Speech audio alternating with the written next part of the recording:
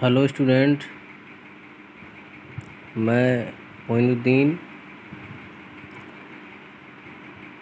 Basic mechanical and civil engineering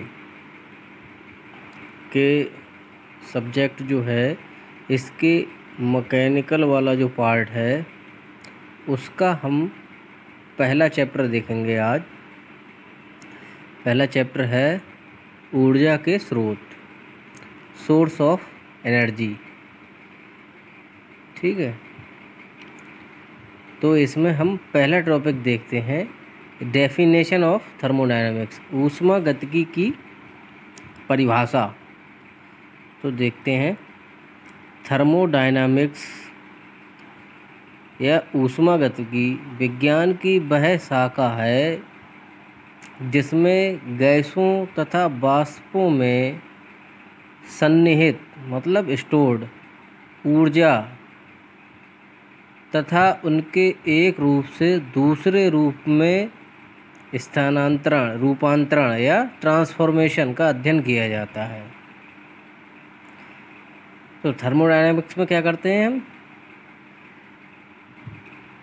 कोई gas है तो उसके पास जो एनर्जी है वो किसी दूसरी बॉडी के लिए एनर्जी ट्रांसफ़र कर रही है।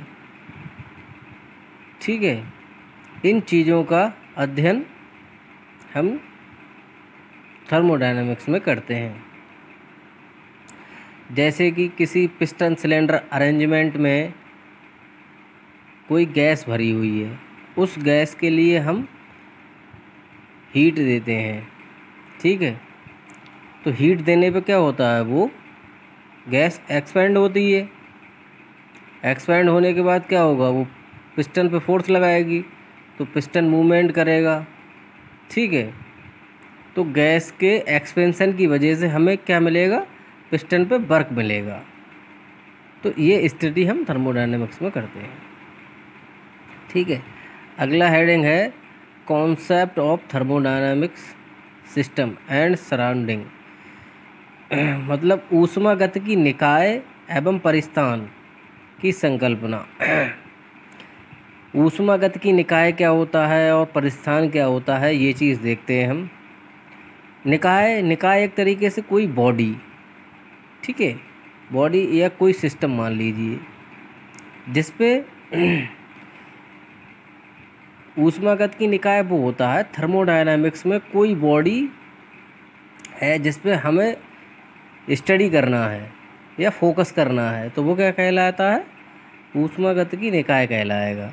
और ऊष्मागतिकी निकाय के अलावा संसार में जो कुछ भी है वो क्या कहलाएगा, परिस्थान या सराउंडिंग कहलाएगा।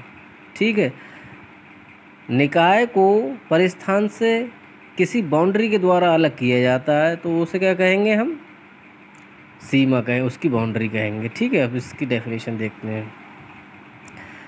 वह स्थान जहाँ कोई ऊष्मागतिकीय क्रिया होती है ऊष्मागतिकीय निकाय कहलाता है। ठीक है,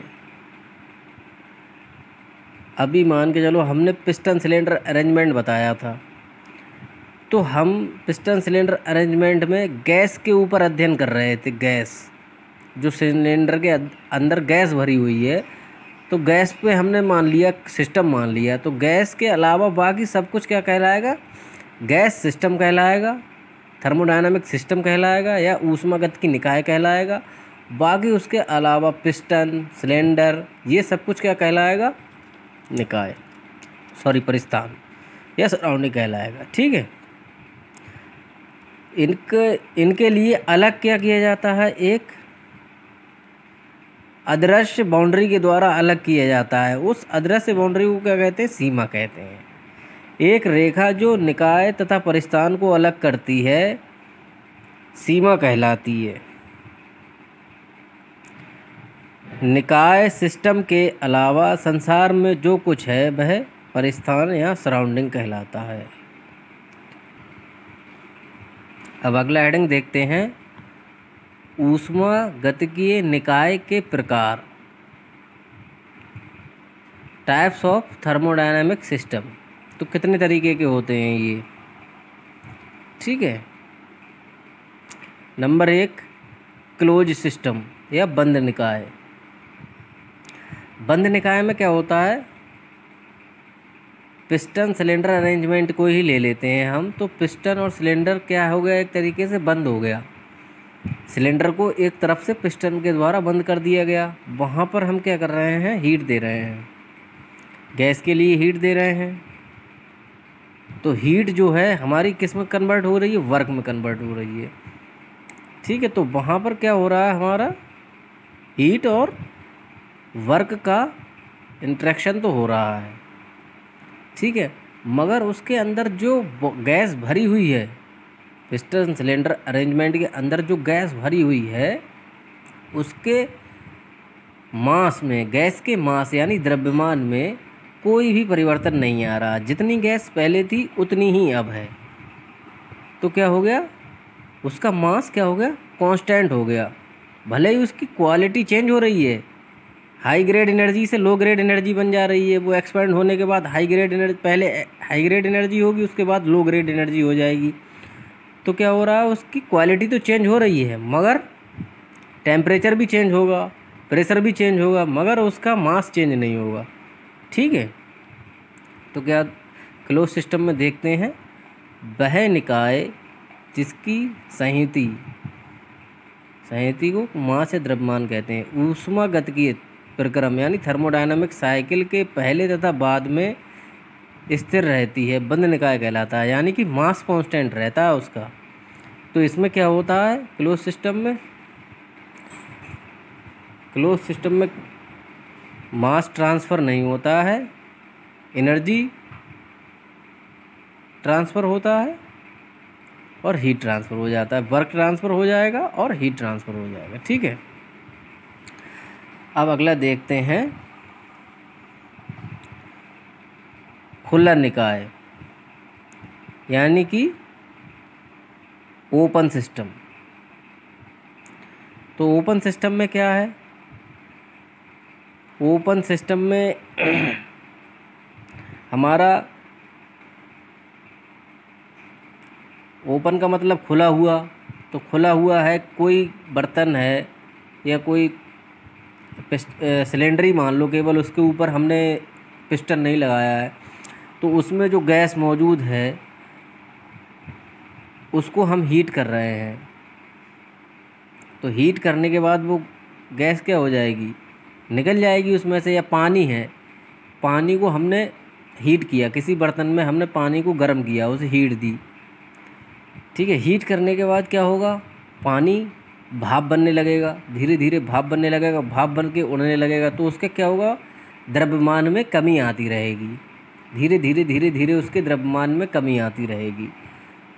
वहाँ पर हीट ट्रांसफ़र हो रहा है, वर्क भी ट्रांसफ़र हो रहा है, ठीक है, और मास भी ट्रांसफ़र हो रहा है, वहाँ मास ट्रांसफ़र भी होता है। तो देखते हैं इसमें, वह निकाय जिसमें निकाय की संहति